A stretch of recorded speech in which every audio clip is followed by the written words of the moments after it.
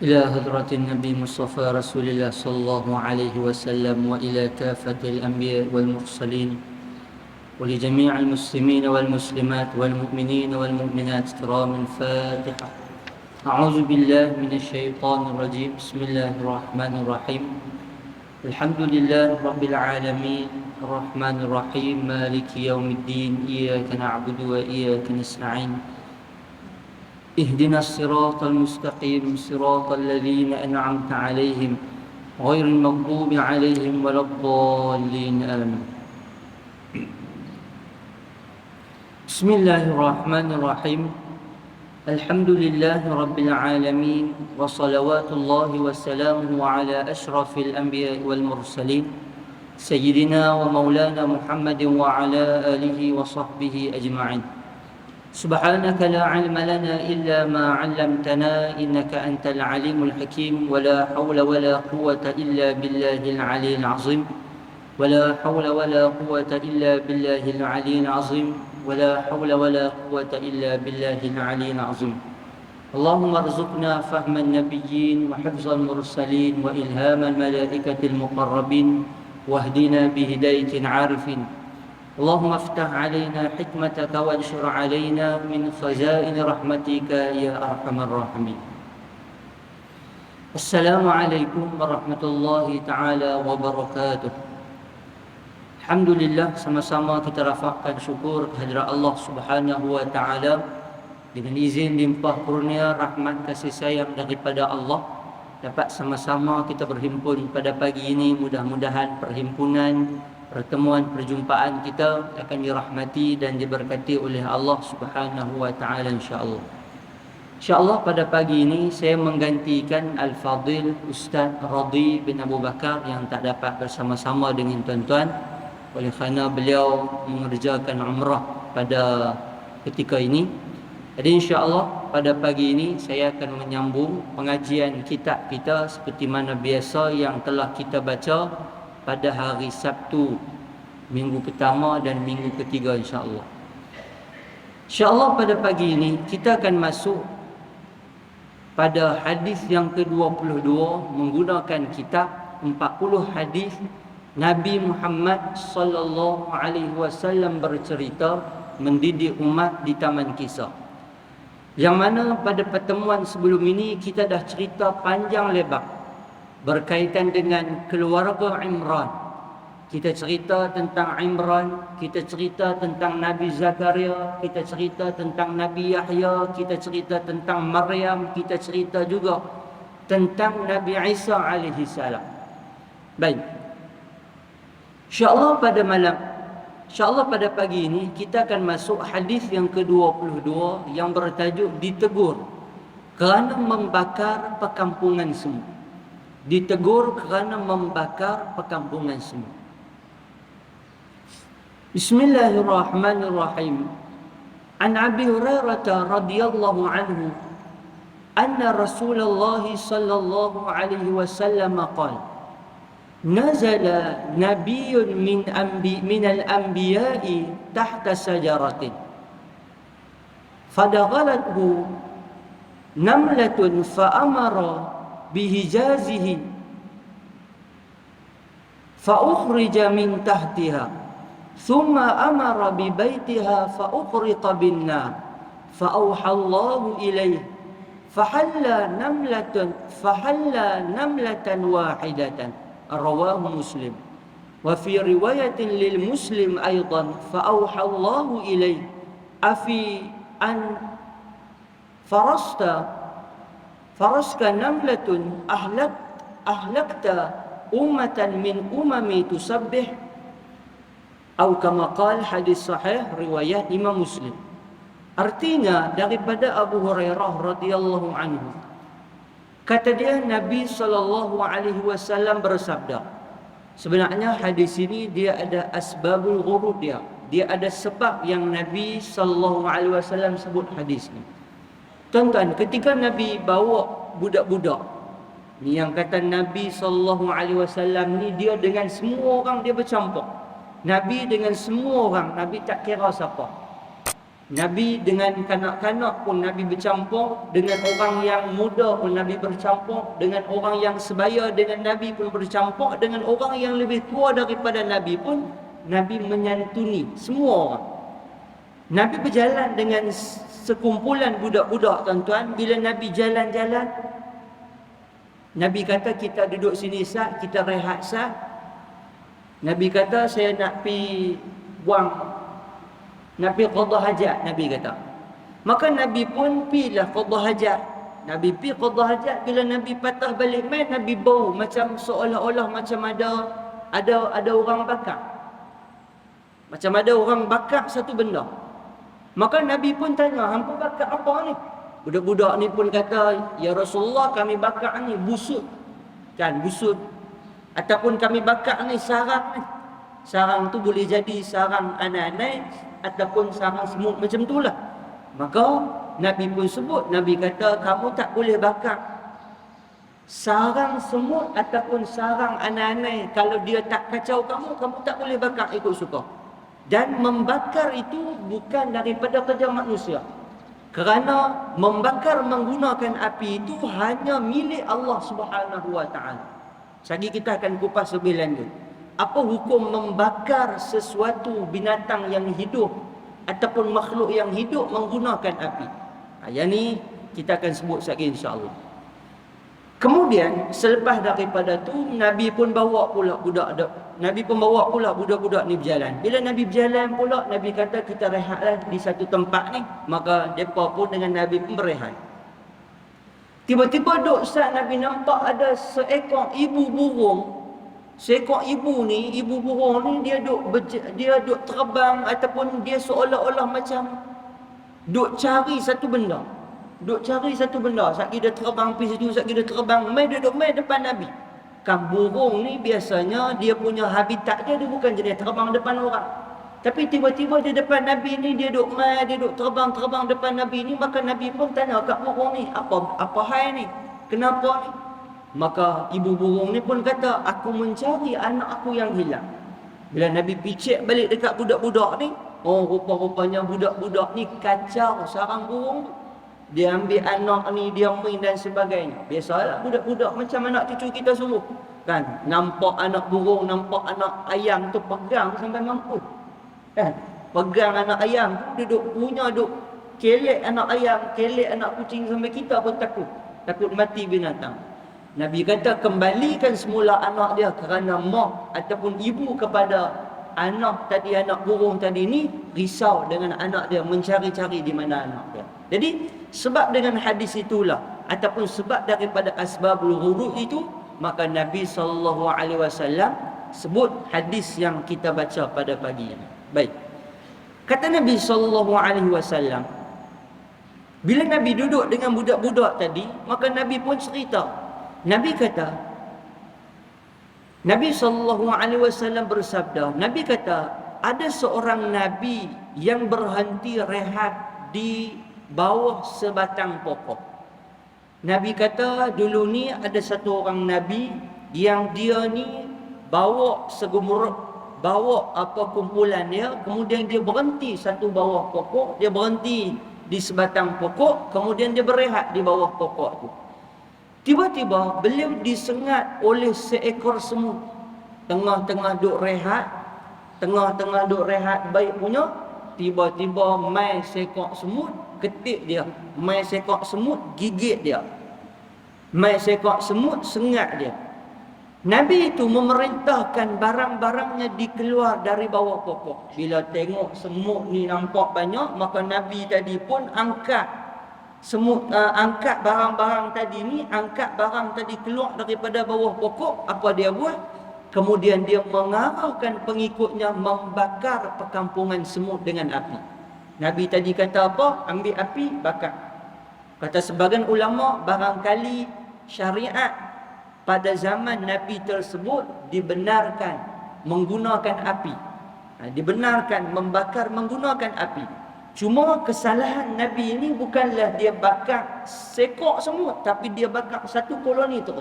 Kan kita pernah cerita pada cerita kisah zaman Nabi Sulaiman alaihi salam, ketika Nabi Sulaiman bercakap dengan namlah dengan ratus semut, bercakap dengan ratus semut. Kan kita cerita yang kata semut ni tuan-tuan, dia punya masyarakat ataupun dia punya koloni dia tu, dia punya bentuk keadaan dia ni macam manusia kita. Dia ada pemerintah, dia ada hamba, dia ada orang bekerja, dia ada pekerja, dia ada tentera, dia ada semua.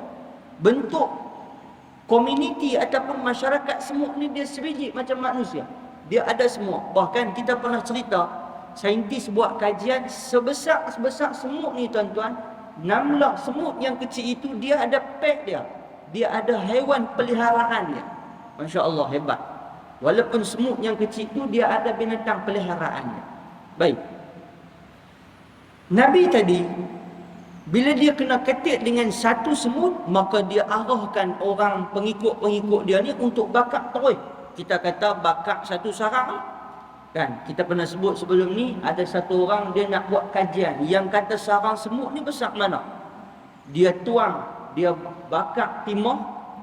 Dia bakar timah biar jadi menggelegak, jadi cayak tu, daripada beku jadi cayak, lepas tu dia tuang masuk dalam sarang semut. Dia nak tengok sarang semut ni macam mana bentuk dia. Bila dia tuang tu, sarang semut ni lebih kurang dalam 3-4 kaki dalam dia tu, kira dalam. Kemudian bila dia korek balik, dia nak jadi lebih kurang macam akar pokok.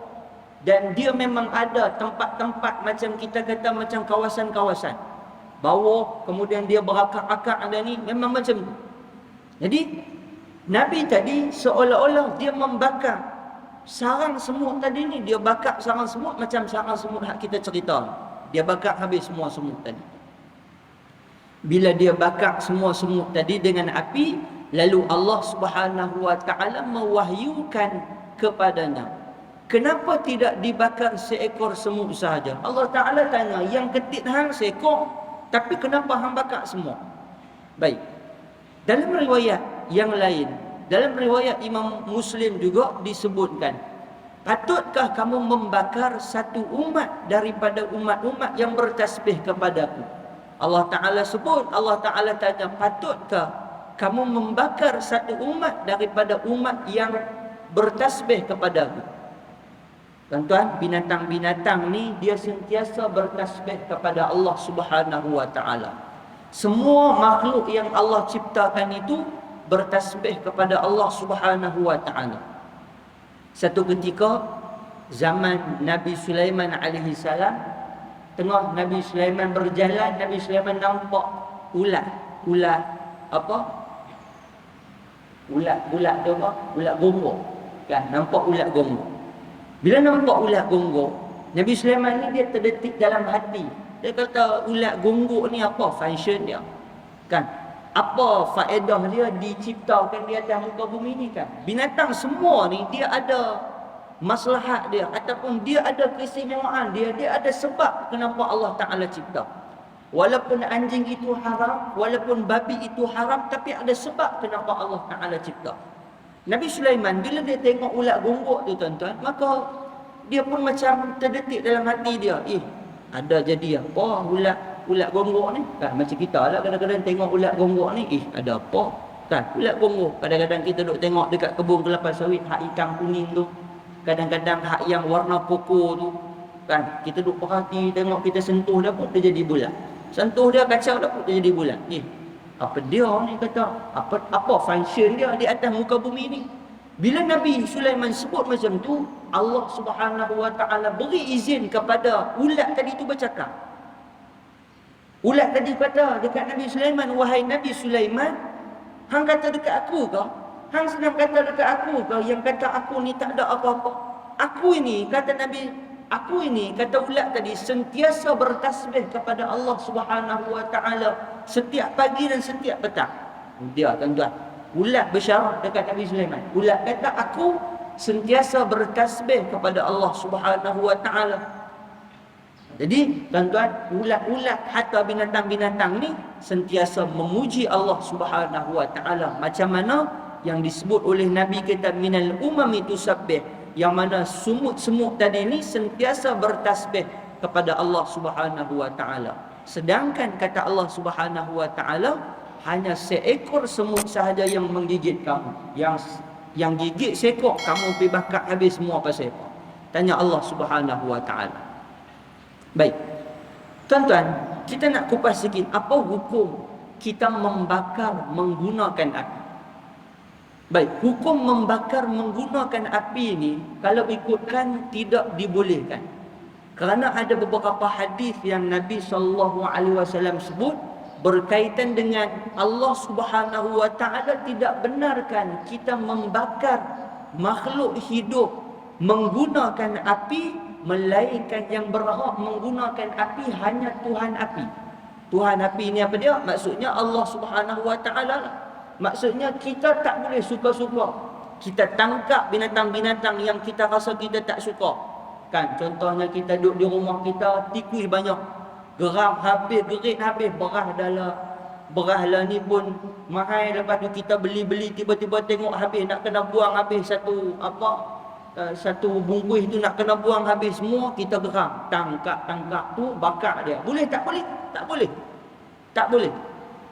Begitu juga dalam disebut oleh ulama yang lain juga menggunakan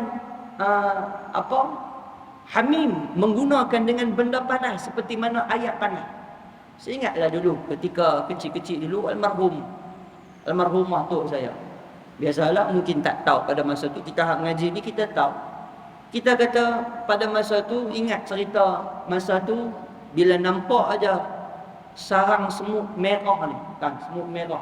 Biasalah semut merah kadang-kadang dia buat sarang, dia duduk ke tepi-tepi rumah, kadang kot tepi pintu jalan nak masuk tu, kot lalu nak masuk tu, kita duduk bersembang pokok tu, dia lalu ketik kaki kita. Masa tu almarhumah tok saya dia bawa keluar ayat panas, dia cerok. Bila kita mengaji, oh rupanya tak boleh. Tak boleh menggunakan benda panas seperti mana ayat panas ataupun benda-benda lain, hatta menggunakan api untuk membakar binatang tersebut. Kecuali ulama kata kalau dah mati dah tu cerita lain.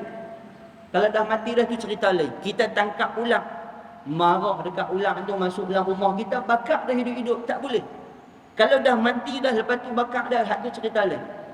Tuan-tuan, sebab itu kalau kita tengok, kalau orang yang nak pi bakar sarang tebuan, kan, kita kata wallahu alam, kalau tak ada cara lain ataupun darurat sangat-sangat dah menggunakan api, tak apa. Tapi kalau boleh guna cara lain, ikhtiar boleh guna cara lain, gunalah cara lain.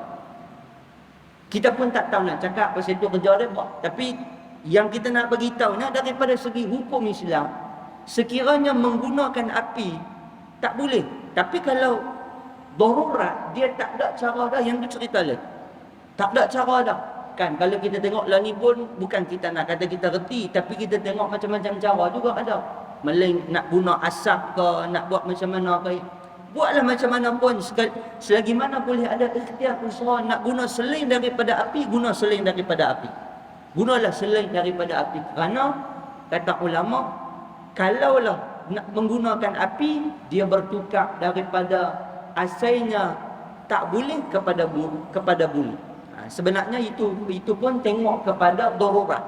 Darurat sangat-sangat guna api, barulah dia boleh jadi diharuskan menggunakan api. Tapi sebaiknya elakkan. Sebaiknya elakkan. Tak kiralah apa bentuk binatang pun. Saya pernah tengok dulu ni, masa zaman mengaji dulu ni, satu orang manusia, dia dimasukkan ke dalam macam dalam sel, macam dalam kandang macam tu, macam dalam jail lah. Tapi dia buat besi, lepas tu dituang minyak, dibakar hidup-hidup. Oh tuan-tuan, bila mengaji balik tengok, oh kata yang ni tak boleh. Walaupun dia musuh Islam, tak boleh suka-suka bakar dia. Oh, hang hina Nabi, hang hina Quran, tak boleh. Tak boleh suka-suka bakar orang macam ni. Walaupun dia musuh Islam, nak bunuh mesti dengan cara yang betul, yang telah ditetapkan oleh agama Islam kita. Tak boleh suka-suka menggunakan api. Baik itu tuan-tuan, kita ingat kalau kita di rumah kita apa-apa pun, kalau kita nak membakar menggunakan api, pastikan benda yang kita bakar tu bukan benda yang masih hidup, bukan benda-benda yang hidup. Kita marah dekat tikui yang duk ada duk makan di rumah kita. Kita marah dekat apa benda yang duk mai ganggu di rumah kita. Kita tak boleh bakar menggunakan api. Tapi dibolehkan untuk kita membunuh dia, tapi bunuhlah dengan cara yang lain. Keterangan hadis. Di dalam syariat kita haram membunuh binatang-binatang kecuali binatang yang menyerang kita atau mengganggu kehidupan kita. Dalam syariat kita tak boleh tuan-tuan suka-suka nak pi bunuh binatang. Nampak mana-mana binatang, nampak anjing yang dia pun tak kacau kita, kita pun tak kacau, dia tak kacau kita pun, kita pula duk pi bunuh dia saja. Tak boleh. Tak boleh suka-suka macam ni. Haram membunuh binatang kecuali kalau dia mai serang kita, mai ganggu kita, mai kacau kita, maka kita boleh kita boleh buat apa-apa kepada dia, sama ada bunuh ataupun tangkap dia, bawa pergi ke tempat lain dan sebagainya yang mengganggu kita. Dalam sebuah hadis Nabi SAW menyenaraikan 5 jenis binatang makhluk perosak yang diharuskan untuk kita membunuhnya. Ada 5 binatang yang Nabi sebut, binatang-binatang ni kita boleh bunuh dia walaupun kita duduk di tanah haram, walaupun kita duduk di Mekah, walaupun kita duduk di Madinah, kita boleh membunuh binatang-binatang. Kata Nabi SAW, "Khamsun minad dawabi kulluhunna fawasiq." Nabi kata ada 5 jenis binatang, kesemua binatang-binatang tadi ni adalah makhluk perosak. Makhluk perosak semua. Nabi kata yuqtalna fil hilli wal haram. Nabi kata kamu boleh membunuhnya sama ada di tanah halal ataupun di tanah haram. Tak kira kamu duduk di Malaysia, kamu boleh bunuh, ataupun kamu duduk di tanah haram, duduk di Mekah, di Madinah pun kamu boleh bunuh. Nabi kata yang pertama al-aqrabu. Yang pertama iaitu kalajengking. Kan, kalajengking. Siapa duduk di kampung, kadang-kadang selak batu, kadang-kadang selak tikar hak yang lama tak selak tu, kadang-kadang ada. Kan, tambah-tambah kalau musim banjir. Kan, saya baru ni rumah saya kena banjir baru ni. Selak-selak tu nak basuh tikar, nak basuh lantai tu, udah. Lama-lama kalajengking ada 3-4 ekor. Ibu ada, kecil ada, besar ada, boleh kita bunuh dia. Kita boleh bunuh kalajengking sebab dia haiwan yang boleh melukakan kita ataupun boleh mencederakan kita. Kita boleh bunuh dia. Wal hidyatu wal ghurabu wal fa'ratu wa kalbul aqur, kata Nabi. Kemudian antaranya lagi burung gagak. Burung gagak juga termasuk binatang yang kita boleh bunuh. Tapi burung gagak ni burung yang payah bunuh. Burung gagak ni antara burung yang dia punya kita kata dia punya sensor dia tu cukup laju. Kita baru angkat tangan tu, baru angkat tangan nak terbih dia larilah, dia terbang lari. Dia tak macam burung lain. Burung gagak ni walaupun macam tu, tapi burung gagak juga ada sebut dalam Al-Quran ketika mana dia tunjukkan bagaimana cara nak menguruskan jenazah kepada anak Nabi Adam, Habil dan Qabil. Kan, dia tunjuk macam mana cara korek, lepas tu tanam. Ketika mana 2 gagak berkelahi. Habil dengan Qabil, bila mereka berkelahi, salah seorang mati, lepas tu tak tahu nak simpan macam mana, gagak kalau tunjuk. Gagak ni tuan-tuan memang haiwan binatang yang cerdik. Walaupun dia hitam macam tu, walaupun dia burung yang tak cantik macam burung lain, tapi dia cerdik. Binatang yang cerdik. Tuan-tuan balik cari dalam YouTube, tuan-tuan cari kepintaran burung gagak ni. Depa uji burung gagak ni, betul ke gagak ni cerdik? Memang cerdik betul. Depa buh dalam satu sangkar, depa letak satu makanan dalam satu sangkar, lepas tu depa lepas burung gagak untuk nak keluarkan makanan. Rupanya proses nak keluarkan makanan daripada sangkar tu dia kena ada beberapa step. Dia kena ada burung tu pergi letak batu dekat satu tempat tu, pintu tu terbuka sikit. Lepas tu gagak tu nak kena tarik pintu keluar, baru pintu tu terbuka. Gagak tu berjaya buat, tuan-tuan. Gagak tu berjaya buat. Dia letak batu sebiji, 2 biji, terangkat sikit pintu, terangkat sikit pintu, terangkat sikit pintu. Lepas tu sekali dia tarik pin, barulah pintu tu berjaya keluar. Ataupun pintu tadi tu boleh buka, dan gagak tadi tu boleh makan makanan yang duduk dalam sangkar. Kalau binatang lain tobat lahum tak boleh buka. Jadi barangkali tuan-tuan, ni barangkali lah, Allahualam, barangkali betul cerita hak kita dengar masa budak-budak tu. Cerita apa? Cerita burung gagak dahaga, lepas tu dia bubuh batu masuk dalam botol, lepas tu dia boleh minum. Kan kita dengar cerita tu, kita cerita ke anak-anak cucu kita, burung gagak terbang, nampak botol air dahaga, nak minum tak boleh. Dia punya paruh dia tu tak sampai, buh batu, air pun sampai ke atas, dia boleh minum. Barangkali cerita tu betul, berdasarkan kecerdikan yang ada kepada burung gagak. Kemudian Nabi sambung lagi, antaranya juga binatang yang boleh dibunuh, burung halang, tikus dan anjing gila. Anjing gila yang dia mai ganggu kita, mai duk kacau kita, kita boleh bunuh dia. Kita boleh bunuh dia. Cuma bunuh tuan-tuan, pastikan jangan menggunakan api. Bunuh jangan menggunakan api. Tak kira lah bubuh racun ke, nak bubuh apa ke, nak katok dia ke, nak buat macam mana ke. Yang pentingnya jangan menggunakan api. Di dalam hadis lain, kita juga dianjurkan membunuh cicak. Pembunuhnya akan diberi pahala. Orang yang bunuh cicak, kan kita di rumah kita ni jangan belak cicak. Kadang-kadang duk tengok cicak tu dia besar-besar, sihat walafiat. Sihat elok cicak di rumah. Penuh, bangkit pagi tu dia penuh cicak. Atas motor, atas bubur kereta penuh cicak. Pakat duk bertempek, main duduk, main buang najis dekat kereta kita. Cicak ni tuan-tuan, binatang yang kita boleh bunuh dia. Jangan biar, kalau kita ada kesempatan kita boleh bunuh dia. Saya dalam bilik ayat, saya spare satu penyangkut hak keras jenis tak mudah patah. Sebab cicak dia selalu duk merayak main kat dinding masa kita duk mandi, merayak, kita pun tengok dia ada peak bagi sedap, mati. Jatuh pergi ke bawah, kalau dia tak mati lagi, pijak bagi mati, lepas tu tembak masuk dalam lubang saluran air. Jadi binatang-binatang ni kita boleh bunuh. Sebab satu ketika mana Aisyah radhiyallahu anha ditanya, ya Aisyah, di rumah kamu ada satu kayu tajam, kayu ni kamu guna buat apa? Kata Aisyah, aku guna kayu ni untuk aku bunuh cicak.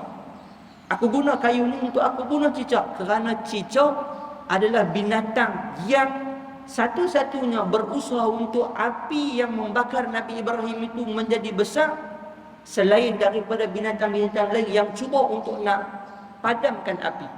Ketika api bakar Nabi Ibrahim, binatang lain cuba nak bagi padam, tapi cicak sekok-sekok dia usaha untuk nak bagi api tadi kuat besar. Kerana tu disunnahkan untuk kita membunuh cicak. Kemudian kata tuan kita begitu juga boleh membunuh ular, kecuali ular yang tinggal dalam rumah perlu dihalau keluar dari rumah sebanyak 3 kali sebelum dibunuh. Ular bila masuk dalam rumah, kita bercakap sikit dengan dia. Ni tuan-tuan, ini ada hadis.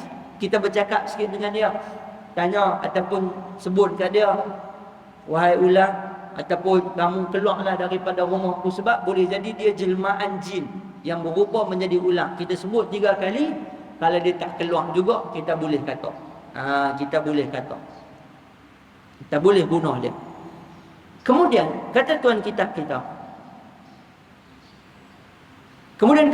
kita dan walaupun dibenarkan membunuh makhluk perosak di atas, perlu diingatkan bahawa Nabi SAW melarang membunuh menggunakan api.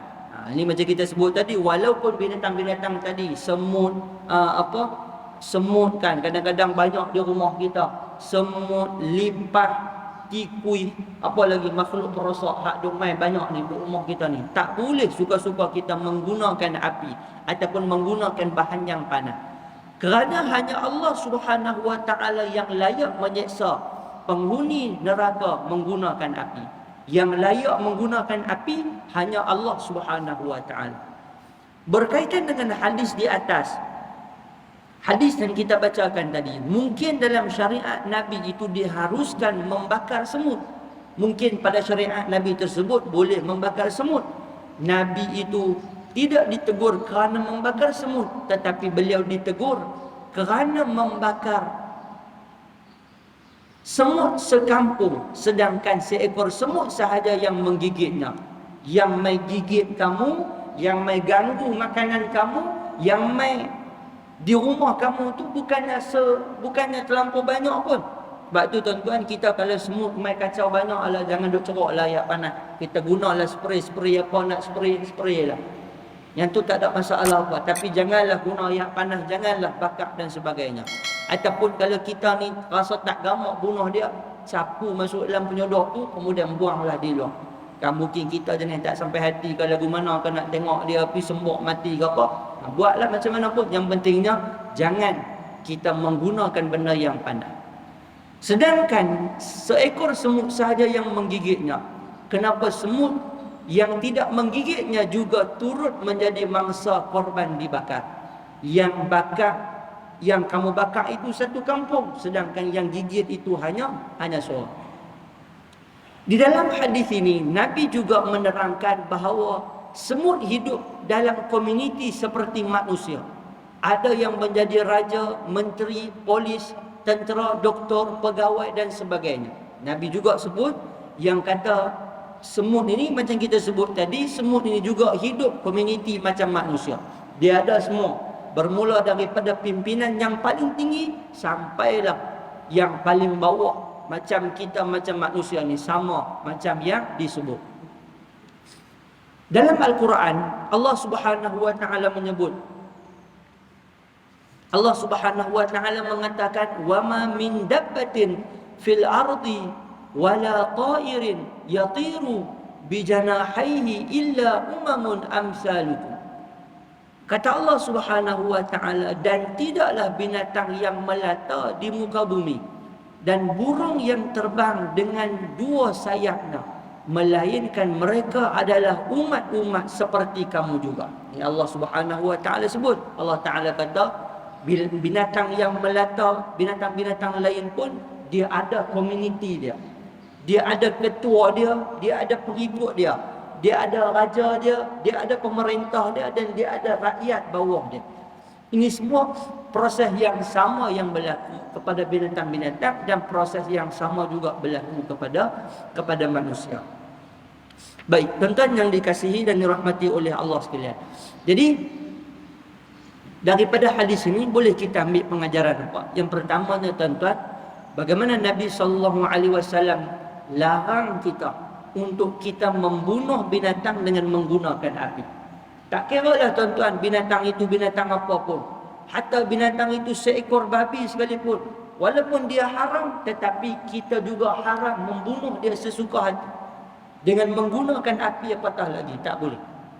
Kalau untuk makan, yang tu cerita lain, yang mereka nak ambil yang tu, tapi tak boleh suka-suka. Kami tuan-tuan, ketika kami duduk di luar negara bersama dengan Syekh, kami pernah tanya, Syekh, apa tujuan Allah Ta'ala ciptakan babi ni? Babi ni haram, tapi sebab apa Allah masih ciptakan? Kan kita pun tanya. Maka Syekh kami pun kata, babi ni walaupun dia haram dari segi hukum agama, daripada segi hukum Islam, tetapi dia tetap ada fungsi dia di atas muka bumi. Dia tetap ada fungsi dia, ataupun dia tetap ada kitaran dia yang berlaku. Kalau tak ada babi ni pun jadi masalah juga. Mesti Allah Subhanahu wa taala cipta satu-satu makhluk itu ada function dia ataupun ada fungsi dia di atas muka bumi. Dan seorang doktor dia sebut tuan-tuan, dia kata doktor ni daripada Syria, nama doktor ni Doktor Dairi. Ini saya rujuk daripada tuan kitab kita yang mengaji dengan seorang doktor yang jadi pensyarah dia. Dia ni doktor pada siang, pada waktu pagi, dan waktu petang dia akan mengajar universiti. Nama doktor ni Syekh Dairi. Dia kata babi ni walaupun dia haram, tapi dia tetap ada fungsi dia. Sebahagian rawatan, ni sebahagian lah, tak semua. Sebahagian rawatan, ketika mana berlakunya proses bedah tuan-tuan, bila buat proses bedah, antara benang yang digunakan, benang yang dimasukkan sikit material ataupun kandungan yang mai daripada babi. Benang ni benang yang digunakan untuk orang yang sakit, lepas tu bila dia dibedah, kemudian nak jahit balik menggunakan benang tersebut. Wallahu a'lam, mungkinlah ni dah ada macam-macam bentuk material, macam-macam bentuk bahan-bahan yang lain, mungkin dah tak digunakan pakai. Tapi salah satunya dulu ni digunakan bahan yang asalnya hukumnya haram tetapi bertukar menjadi harus kerana darurat dengan menggunakan benang tersebut. Wallahu a'lam, mungkin ada doktor-doktor yang boleh sahkan. Tapi memang ada lah disebut oleh beberapa orang doktor yang memang ada benang yang menggunakan daripada sumber daripada babi. Memang tuan-tuan, kalau tuan-tuan baca pun memang ada beberapa sumber-sumber perubatan yang menggunakan bahan daripada sumber DNA ataupun mai daripada babi ini. Dan dibahaskan panjang lebar oleh ulama. Hatta tuan-tuan buka sendiri dalam dalam sebuah tulisan mufti wilayah pun dia ada sebut beberapa perkara yang asalnya haram kemudian diharuskan, asalnya makruh kemudian diharuskan, dan adalah perbincangan dia panjang. Cuma yang kita nak sebutnya, memang semua binatang-binatang, hatta binatang yang halal dan binatang yang haram itu ada fungsinya di atas muka bumi. Jadi tuan-tuan, kita jangan suka-suka kata, hang ni tak ada faedah, kata. Kan kita kata hang ni tak ada faedah hidup di atas muka bumi. Tak. Semua binatang yang ada Allah Subhanahu wa taala jadikan itu pasti ada fungsi di atas muka bumi. Kemudian tuan-tuan, yang kedua daripada hadis ini, kita juga dibenarkan membunuh binatang-binatang yang menjadi makhluk-makhluk perosak. Kita boleh bunuh kita boleh bunuh tikui, kita boleh bunuh cicak, kita boleh bunuh lipat, kita boleh bunuh lipan, kita boleh bunuh yang bentuk-bentuk binatang-binatang yang boleh mengganggu kita, mencederakan kita, yang binatang-binatang tersebut kita boleh bunuh. Jadi tuan-tuan, kalau lepas ni nampak tuan-tuan boleh bunuh, boleh bunuh. Cuma pastikan bukan dengan cara menggunakan api. Kalau boleh makan, bagi menggunakan racun, bagilah dia menggunakan racun, tak ada masalah. Kemudian yang ketiganya, daripada hadis ini juga kita dapat maklum bahawa Allah Subhanahu wa taala menciptakan semua makhluk ini seperti mana manusia. Jadi tuan-tuan, yang kata Allah Subhanahu wa taala menciptakan makhluk-makhluk selain daripada manusia tapi sama seperti manusia, juga ada seperti mana manusia. Ada daripada atasnya pemerintah sampailah daripada bawahnya menjadi orang, menjadi makhluk biasa ataupun menjadi daripada kalangan orang biasa yang masuk daripada kalangan haiwan-haiwan tersebut. Baik, tuan-tuan yang dikasihi dan dirahmati oleh Allah sekalian. Jadi insya-Allah untuk pertemuan esok, kita akan sambung hadis yang ke-23, iaitu Kaabah akan diruntuhkan. Yang mana pada pertemuan esok kita akan cerita beberapa peristiwa. Sebenarnya Kaabah ni tuan-tuan, dia pernah melalui beberapa proses. Pernah dibina, diruntuhkan dengan sengaja, diruntuhkan bukan dengan tak sengaja pun ada, dengan sebab tak kukuh dah pun ada berlaku. Diruntuhkan dengan cara diserang pun ada pernah berlaku dalam sejarah. Yang mana kita akan cerita pada esok hari, dan kita akan cerita hadis yang kata akhir zaman nanti Kaabah akan diruntuhkan insya-Allah. Jadi itu semua kita akan baca pada esok hari insya-Allah.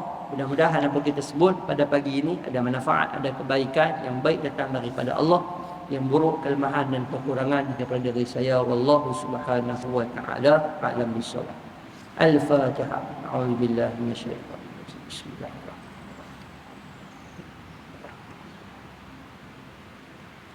Iyyaka na'budu wa iyyaka nasta'in. Ihdinas siratal mustaqim.